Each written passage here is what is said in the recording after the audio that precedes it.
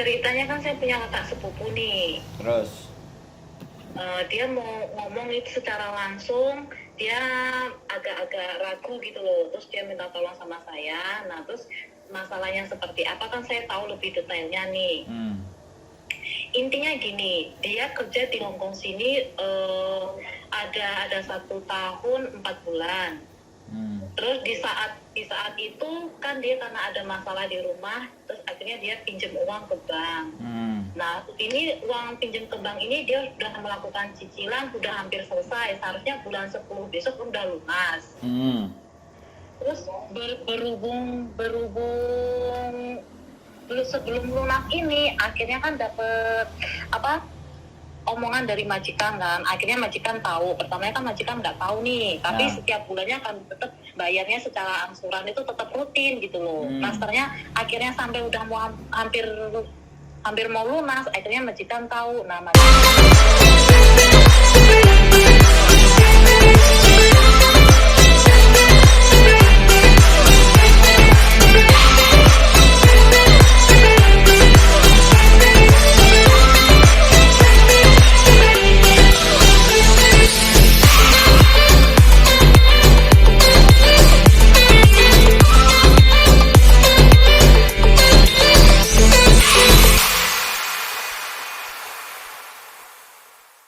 kan nggak suka gitu loh. Nah, akhirnya kan dia dipulangin ke agent. Sebelum sempat dia dipulangin ke agent, nah majikannya ini nih mungkin karena dia nggak suka apa kecewa apa gimana, kita nggak paham ya, nggak tahu ya. Nah, akhirnya dia tuh buat masalahnya seperti ini. Dia nuduh kakak sepupu saya tuh nyuri uang dia. Nggak ada kasus dia mencuri uang yang majikan, sama sekali 1 sen pun dia nggak ngambil uang majikan. Tapi di saat dia mau dipulangin ke agent, majikan ini interogasi dia gitu, memaksa dia, katanya kamu ngambil uang saya sekian, katanya ngambil uang ibu saya sekian, ngambil uang anak saya sekian. Nah, akhirnya karena dia di pojokan itu kan dia akhirnya nangis nih, takut apa gimana, terus akhirnya kamu saya lapor ke polisi. Nah, dia bilang kayak gitu kan. Nah, terus dia tetap ibaratnya nggak mau ngaku, nggak mau ngambil uang itu. Nah, terus akhirnya dia tuh suruh tanda tangan gitu, Mas. Tanda tangan tuh kalau dia tuh suruh mengambil uang ini gitu loh. Nah, akhirnya dia tanda tangan lah, ibaratnya bodohnya kakak saya itu di situ, dia mau tanda tangan itu. Nah, akhirnya setelah tanda tangan ini, suratnya ini, dia akhirnya laporlah ke polisi majikannya itu. Nah, akhirnya pihak polisi datang lah. Nah, akhirnya kan diinterogasi nih antara majikan dengan kakak saya, diinterogasi sama dia kan, sama polisi ini. Nah, terus polisi tuh nanya, terus akhirnya dia ngomong gini, ini ibaratnya kamu udah tanda tangan sekian. Nah, akhirnya dia secara pribadi ngomong lah sama majikannya dia itu. Terus berdua antara polisi dengan majikan tuh ngomong secara pribadi. Terus habis itu pribadi ini tadi itu, majikan dia itu ngomong ke polisinya itu tuh kalau ngambil uangnya tuh melebihi dari uang yang ditandatangani dia itu. Jadi antara majikan dengan kakak saya ini tadi, antara jumlah uangnya itu nggak balance gitu, nggak sama. Nah, akhirnya kan kakak saya dibawa ke kantor polisi. Terus dia ditanyain kan, terus kenapa kamu kalau memang benar-benar nggak mau ngambil, kenapa kamu tanda tangan? Terus kata dia gitu. Terus begitu juga jumlahnya kenapa nggak sama, majikan kamu ngomong sekian, sedang kamu ditanda tangan ini sekian. Terus kakak saya kan ngomong apa adanya nih, sebenarnya saya nggak pernah mengambil uangnya mereka, kata dia gitu. Tapi kenapa kamu mau tanda tangan? Gitu. Karena saya udah dipojokkan sama dia, ibaratnya disuruh ngaku gitu. Terus akhirnya polisi bilang kayak gini, udah mau gimana lagi, kalau ibaratnya kamu udah mau tanda tangan kayak gini, sedangkan ibaratnya antara CCTV atau segala macam kan nggak ada, cuman ada bukti cuman tanda tangan itu. Nah, akhirnya kan dikasusin nih, dia dilaporin, terus polisi ngomong harus dilanjut tidak ke pengadilan segala macam kan. Nah, akhirnya setelah itu dia pulanglah ke rumah agent. Terus agent pun ibaratnya nggak bisa menolong, sedangkan kami kan minta tolong dia, gimana masalah ini enaknya dimusyawarahin, dibilang secara baik-baik antara majikan dengan pembantu dengan agent gimana, ibaratnya gitu kan. Terus agent jawabnya kayak gini, saya nggak bisa nolong kamu karena kamu ibaratnya udah ada tanda tangan, ibaratnya kasus sudah di tangan polisi. Dia seperti itu jawabannya agent. Terus akhirnya sampai masalah ini berlanjutlah sampai 3 bulan ini, setiap setiap kali tanggal laporan kita ke kantor polisi, terus kami tanya ke kantor polisi, dia jawabannya polisi kami nggak tahu sampai kapan. Terus akhirnya dari bulan ke bulan laporan seperti itu aja terus. Sedangkan kami kan di sini ibaratnya butuh hidup nih, butuh ibaratnya segala macam buat makan apa buat apa kan ibaratnya ini majikan agent ini udah mau lepas tangan loh, nggak mau peduli sama kakak saya. Nah akhirnya kakak saya tak suruh ditampung, saya tampung di rumah saya nih. Terus saya minta izin lah sama majikan saya. Saya bilang saya punya kakak, masalahnya seperti ini, bolehkah tinggal sama saya? Saya bilang gitu. Oh yaudah nggak apa-apa kata dia gitu. Selagi ibaratnya apa nggak ada gimana nggak masalah kata dia gitu. Karena saya kan jaga nenek, majikan saya di Cina. Tapi saya udah minta izin sama majikan saya apa adanya. Jadi intinya tuh dia tinggal di rumah saya sekarang karena agent nggak ada tanggapan sama sekali. Tapi sebelum dia keluar dari rumah agent itu tadi, dia kan aku udah minta izin sama agent nih, gimana kalau kakak saya tinggal di tempat saya, lagian juga ibaratnya dia ada teman buat curhat, saya bilang gitu sambil nunggu masalahnya dia itu gimana lebih lanjutnya. Terus kata dia, oh ya udah nggak apa-apa kalau dia tinggal di tempat kamu, lagian juga dia di sini nggak bengong aja kata dia gitu kan. Oh ya udah, saya bilang makasih. Jadi kakak saya keluar dari tempat agent itu pamit gitu loh, pamit baik-baik, terus dia juga mengizinkan. Nah setelah sampai di sini ibaratnya tinggal di tempat saya, terus perkembangannya cuma seperti ini aja. Terus saya tanya lagi pihak ke agent, terus agent jawabannya tetap sama, katanya saya nggak bisa bantu. Terus dia malah katanya ada omongan seperti ini, kamu keluar dari rumah saya kan atas kemauan kamu sendiri, kata dia gitu. Terus sedangkan masalahnya tuh saya mau pengen tahu mas, kalau dari masalah seperti ini solusi yang lebih baik apa gimana ya, kakak saya itu harus bertindak seperti apa itu gimana nih mas? Oke. Satu hal saya ngomong. Jadi posisi kakak Samen itu posisi yang dipersalahkan, ngerti nggak? Nah iya, sedangkan nyatanya itu bener selalu di pojokan, agentnya tuh kayak mau lepas tangan, nggak mau peduli, masa bodoh gitu loh. Samen kalau sampai kapan? Nggak, Samen sudah ngomong 7 menit. Giliran saya ngomong nggak? Oke. Kalau saya ngomong jangan dipotong. Silakan. Ya kan? Samen kan butuh saran. Kalau saya ngomong jangan dipotong. Kalau Samen ngomong terus tak dengerin terus. Tergantung Samen maunya gimana. Hah? Oke? Oh iya. Oke. Jadi langkah pertama adalah dalam kasus ini posisi kakak Samen adalah dipersalahkan. Kenapa kok dipersalahkan? Kakak Samen takut, kakak Samen terintimidasi, kakak Samen merasa tertekan dan dia gak bisa berbuat apa-apa. Mau panfa, dia merasa tidak ada pilihan. Padahal sebenarnya dia tidak harus melakukan itu. Oke. Dan ini sudah terjadi dan sudah 3 bulan dan sudah laporan ke polisi. Langkah yang pertama adalah karena Samen sudah berkasus di polisi, Samen harus datang ke KJRI. 1. Menceritakan kronologis semua masalah itu. Datang ke bagian pengaduan di lantai bawah. Bawa surat kasus dari polisi. 1 itu kan, supaya Samen mendapatkan perlindungan dari KJRI, itu yang pertama yang saya sampaikan. Yang kedua, Samen boleh datang ke organisasi juga boleh. Bisa pilih, ya kan? Bisa ke Christian Action, bisa ke Pilar, bisa ke JBMI, boleh. Mereka pasti akan senang ketika sampai ada kasus hal yang semacam ini untuk mereka tangani. Nah, terus selain sampai datang ke sana, nanti kan sampai mendapatkan bantuan bagaimana dan seperti apa kan. Mungkin shelter pun juga akan dikasih di sana dan melakukan sedang berkasus. Karena saya posisi nggak di Hongkong. Kalau saya di Hongkong tak susul, mbaknya sampai tak bawa ke tempat-tempat itu tadi. Nah, yang kedua itu. Yang ketiga, pada saat Samen tertekan dan terintimidasi, Samen kan nggak punya bukti dan rekaman. Yang terjadi adalah tanda tangan, bener nggak? Iya benar. Nah, jadi itu harus dilindungi oleh lawyer. Tapi lawyer pun ya nggak akan bisa karena momen itu sudah terlewati gitu. Kecuali dia bilang bahwa saya dalam tekanan, nanda tanganin ini dalam tekanan. Makanya kenapa majikan Sampean guyang-guyu dan melaporkan ke polisi karena mbaknya Samen sudah mau tanda tangan dari awal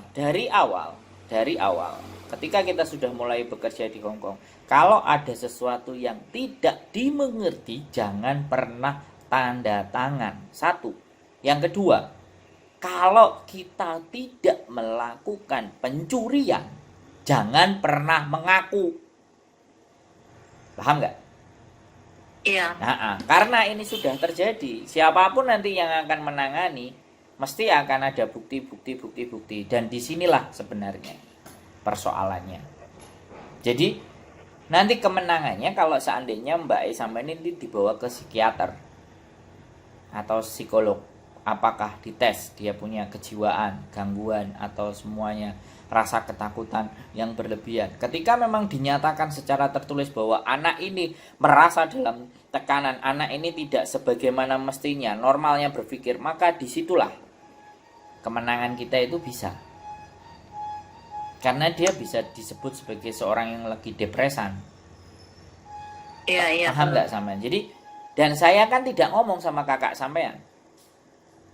Saya ngomongnya kan dari cerita sampean. Dari cerita sampean kan kita nggak ngerti. Ada tambahnya, ada kurangnya, ada sedengnya, ada pasnya. Dan harus korban sendiri yang melapor.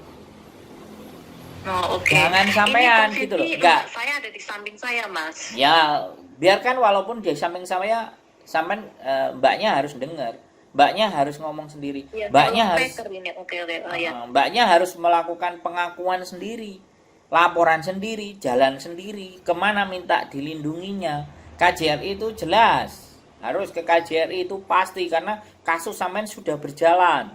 Yang kedua, kalau nanti di KJRI bagaimana seperti apa, lapor lagi ke organisasi, atau juga lapor lagi ke lembaga yang lain yang supaya dibantu. Tetapi mereka pasti akan menanyakan bukti ketidakbersalahan mbaknya sampean.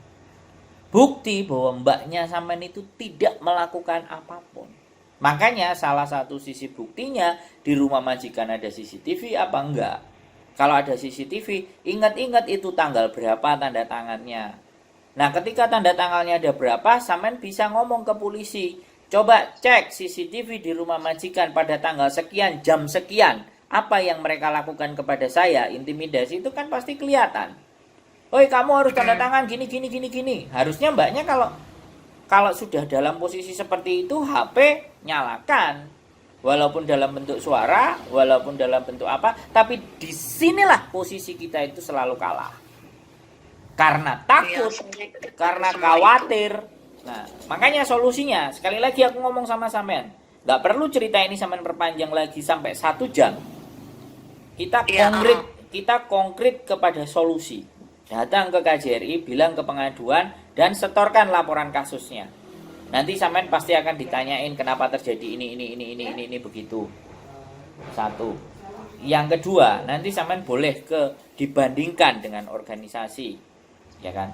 Dengan organisasi sampean bisa membandingkan A, B, C, D, E. Organisasi nggak lebih 1. Kalau yang Indonesia kan yaitu JBMI, Pilar, ABCD itu. Kalau yang NGO, non-government organization, itu sampean bisa pilih Christian Action misalnya. Di Jordan alamatnya, semuanya itu. Silahkan datang, ajukan apa yang jadi keberatan sampean. Terus sampean sedang berkasus. Seperti itu ceritanya, Mbak. Karena sekarang tidak ada pemutusan kontrak sampean. Artinya kalau tidak ada pemutusan kontrak sampean, majikan harus tertanggal sekian. Tapi karena sampean berbuat kriminal, ya kan, dan sampean minta keluar sendiri. Nah, ini aku nggak ngerti keluar sendiri apa disuruh atau bagaimana. Harusnya pada saat enggak ya harus tetap bekerja di situ. Wong kontrak sampean ada di alamatnya majikan, jangan juga mau untuk dikeluarkan sebelum memang diakhiri masa persengketaan ini. Atau sampean datang ke labor. Nah, saran saya, ya kan, sekali lagi saran saya, ini kan sudah posisi di rumah sampean, baik sampean nggak bekerja, datang ke tempat kantor Jungwan Misyuni, suruh nganterin ke labor, ceritakan semuanya sama labor, keluhannya, masalahnya, kan seperti itu tuh, biar nanti diselesaikan sama mereka, bagaimana perlindungan terhadap sampean. Tapi kembali lagi, semua yang memperjuangkan Mbak E sampean pasti akan menanyakan, ada bukti enggak? Ada bukti bahwa kamu enggak nyuri enggak? Makanya begitu keluar, sebentar. Begitu keluar dari majikan, kalau sampean misalnya kabur ataupun diusir, langkah pertama adalah telepon polisi. Pastikan semua barang yang sampean bawa itu dicek, biar nanti majikan itu tidak melaporkan mencuri sesuatu. Lah kalau dia ada dimasukkan tas ke dalam kita, kemudian majikan lapor ke polisi, kita kena juga. Tapi kalau ada polisi suruh cek atau majikan suruh cek barangku, kamu cek semua yang aku keluar, silahkan gitu loh. Dan polisi ada sebagai saksi di situ gitu loh. Kalau misalnya dia nggak mau ngecek, ya sudah, aku percaya sama kamu. Polisi sudah mendengarkan statementnya. Catat nomornya polisi yang ada di pundak kiri kanannya itu, karena itu yang sebagai bukti. Jadi kita harus cerdas Mbak jadi PMI. Kalau udah ketemu masalah kayak gini, sampean menjadi bahan yang dipersalahkan. Nah, tinggal keajaiban aja nanti, karena ketika ditanya bukti nggak bisa membuktikan gimana. Hongkong semuanya perlu bukti. Kalau nggak bukti, saksi. Nah itu, wes, sampean mau ngomong lagi, silakan.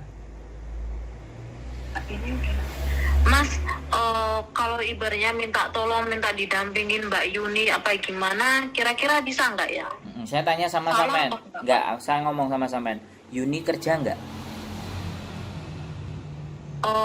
Saya cuma lihat di Facebook Mbak Yuni kayaknya kerja. Lah, soalnya saya juga nggak, maksud saya gini loh. Lihat di Facebook. Maksud saya gini loh, kalau dia kerja gimana mau nemenin sampean?